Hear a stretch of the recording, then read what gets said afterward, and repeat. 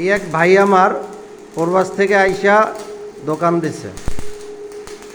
So দেখা যাইতে সে প্রবাসে বহু বছর ছিল, ওমান, ব্রুনাই কিছুই করতে পারে নাই।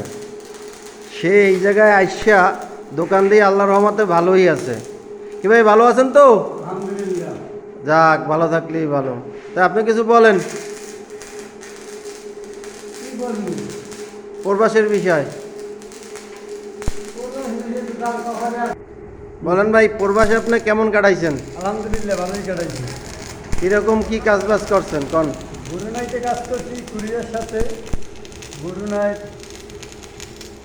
ব্রিজ হয়েছে, ওই ব্রিজে কাজ করতাম, ওয়ালিংয়ের কাজ।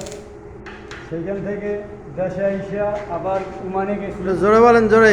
ওমানে যাইয়া আমরা গ্যারেজে কাজ করছি, মাইকেলের গ্যারেজে কাজ করলাম।